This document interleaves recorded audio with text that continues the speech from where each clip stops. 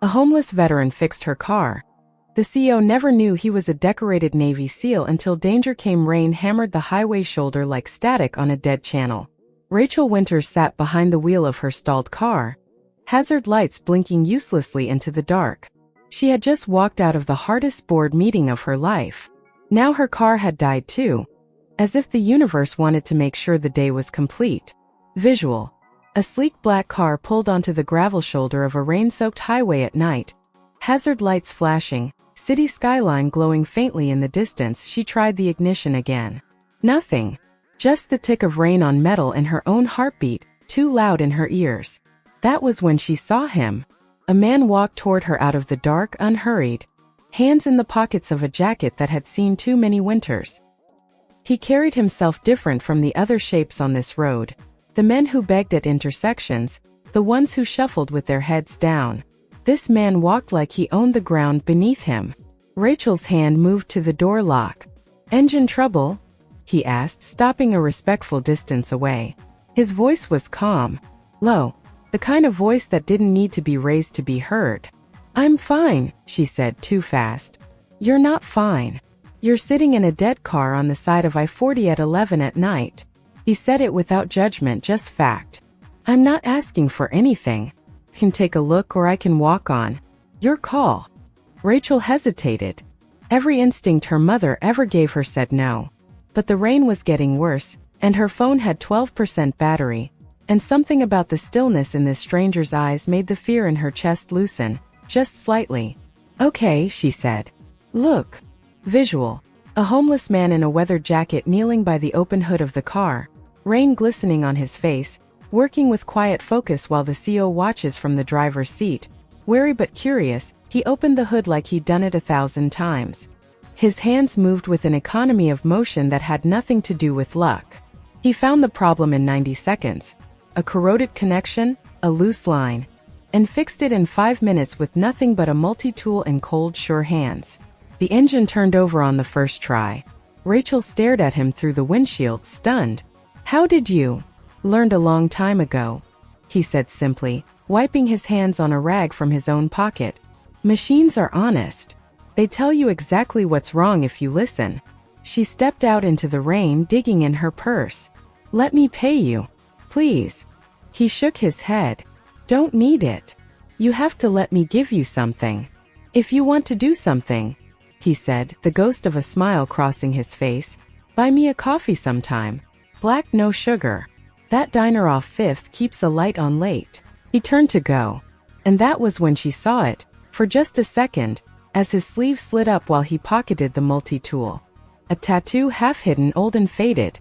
Not a decoration. A marking. The kind of ink that meant something Rachel didn't have a name for yet. She almost asked. The words sat right at the edge of her tongue. She didn't. He disappeared back into the rain and the dark, and Rachel sat in her idling car for a long moment, staring at the place where he'd been, wondering who exactly had just saved her night, and why a homeless man's hands didn't shake in the cold the way everyone else's did. She couldn't stop thinking about him. Not in the way she expected to think about a stranger on the roadside. Not pity, not the vague guilt of privilege. It was the stillness. The way he'd moved, like every motion had already been rehearsed 1,000 times, in some other life she couldn't picture. Visual. Rachel in her office at dawn, city lights fading outside floor-to-ceiling windows, staring at a cup of coffee, distracted, unable to focus on the reports in front of her. 3 days later, she found herself parking near 5th Street, telling herself it was curiosity and nothing more. The diner's neon sign flickered pink against the wet pavement.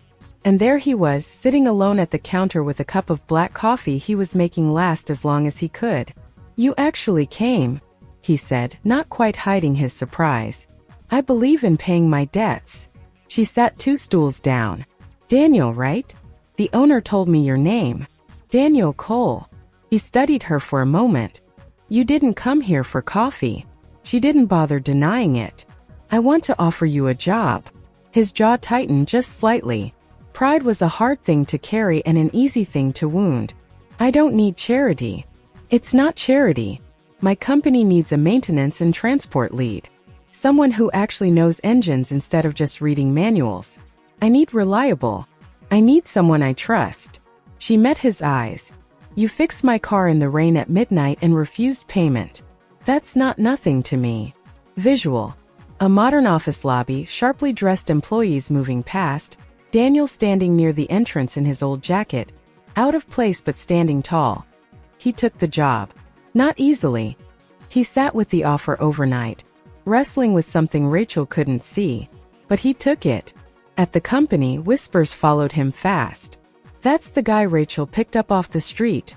One junior exec murmured to another near the break room, not quite quiet enough. Guilt hire. Good PR story if anyone finds out. Daniel heard it. He said nothing. He never said much at all. But Rachel began to notice things about him that the others didn't. He always sat facing the door. He noted every exit in every room within seconds of entering it. One afternoon in the parking garage, he stopped Rachel with a single raised hand before she reached her car. Wait, he said quietly. He walked the perimeter first, checked underneath the vehicle, scanned the shadows between the pillars, then nodded her forward as if nothing had happened. You do that every time, she said. Why? Habit, was all he offered. She let it go. But she filed it away the same way she'd filed away the tattoo in the rain. Visual. A dark sedan parked across the street from Rachel's company building. A man in a sharp suit watching from the passenger seat through binoculars. A folder marked with Rachel's name on the dashboard across town. In a car with tinted windows, Marcus Vance watched Rachel's building with cold, calculating patience. Once her partner, now her rival and her enemy. He had built half of what she now controlled alone, and he intended to take it back one way or another. She thinks she's untouchable, he murmured to the man beside him. Let's remind her she isn't. The pressure built slowly, the way a storm builds before it breaks. First, it was small things. A break-in at Rachel's downtown office that took nothing but left every drawer open, like a message rather than a theft. Then a car that idled too long outside her apartment building. Then anonymous emails to her board, laced with just enough truth to plant doubt. Daniel noticed before anyone else did. Visual. Daniel standing at the edge of the parking garage at dusk, scanning the rooftops and side streets with quiet intensity while employees walk past oblivious. Someone's watching this building, he told Rachel one evening, catching her before she left. Same car 3 days running. Different plates each time but same driver. You're being paranoid, Rachel said, exhaustion sharpening her voice. She had a company unraveling in slow motion and no time for hunches. I have security cameras and a legal team. I don't need. I'm not telling you to be afraid, Daniel said evenly. I'm telling you to be careful. There's a difference. She brushed past him. She had a flight to catch and a crisis to manage, and she didn't have room in her head for a mechanic's instincts, however good he'd been with her engine. She would regret those words by midnight. Visual. A dim, nearly empty parking garage lit by flickering fluorescent lights. Rachel walking alone toward her car. 3 shadowed figures emerging from between the concrete pillars. The ambush came fast and quiet, the way real danger always does, without the warning music of a movie. 3 men stepped out from behind the pillars as Rachel reached her car, boxing her in against the concrete. One of them held up a phone, snapping a photo. Another reached for her arm. Mr. Vance just wants to talk, the nearest one said, his voice flat with practiced menace. Nice and easy. Rachel's keys hit the ground. Her scream caught in her throat. And then Daniel was simply there. He didn't shout. He didn't rush in swinging. He moved like water finding the fastest path downhill. Precise, economical, terrifyingly calm. The first man went down before he understood he'd been hit. The second lunged and found nothing but air, off-balanced by a single redirected step, and hit the concrete pillar hard enough to fold. The third froze, hands raised, staring at Daniel like he just recognized something he should have run from the moment he saw it. Leave, Daniel said. One word. Not loud. Final. The man ran. Daniel turned to Rachel, who stood frozen against her car door, chest heaving, staring at him like she was seeing him, really seeing him for the first time. Are you hurt?